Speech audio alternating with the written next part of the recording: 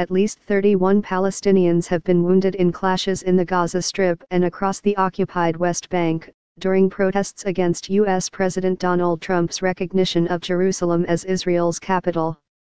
One person is in a critical condition. Mr. Trump's announcement, met with worldwide dismay, reversed decades of U.S. policy on the sensitive issue. Israel deployed hundreds of extra troops in the West Bank as Palestinians went on strike and took to the streets. Protesters set tires alight and threw stones, and Israeli troops fired tear gas, rubber bullets, and live bullets. One rocket fired from the Gaza Strip exploded inside southern Israel while others fell short, Israel's army said. In response, an Israeli tank and an aircraft targeted 2 terror posts in Gaza, the army said without giving further details.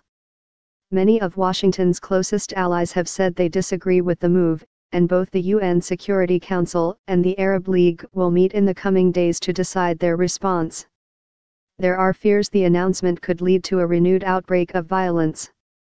The Palestinian Islamist group Hamas has already called for a new intifada, or uprising. Mr. Trump announced the move on Wednesday. The U.S. president said, "If judged this course of action to be in the best interests of the United States of America and the pursuit of peace between Israel and the Palestinians." He said he was directing the U.S. State Department to begin preparations to move the U.S. Embassy from Tel Aviv to Jerusalem. Despite warnings of regional unrest over any such move, the decision fulfills a campaign promise and appeals to Mr. Trump's right-wing base. Recognizing Jerusalem as Israel's capital was nothing more or less than a recognition of reality, he added. It is also the right thing to do. Mr. Trump said the U.S. would support a two-state solution, shorthand for a final settlement that would see the creation of an independent Palestinian state within pre-1967 ceasefire lines in the West Bank, Gaza Strip and East Jerusalem, living peacefully alongside Israel, if agreed to by both sides.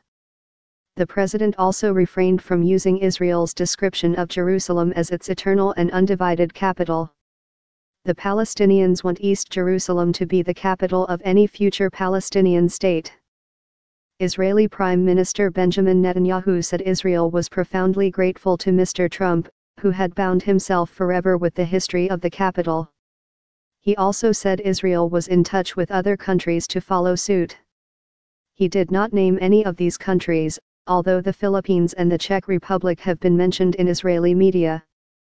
The White House said it was not aware of any countries planning to follow Mr. Trump's lead. The mood has been very different on the Palestinian side. The leader of Hamas, which dominates the Gaza Strip, has called for a day of rage on Friday and said it should be the first day of the intifada against the occupier. Hamas members would be fully ready to confront this strategic danger, Ismail Haniyeh said in a speech in Gaza.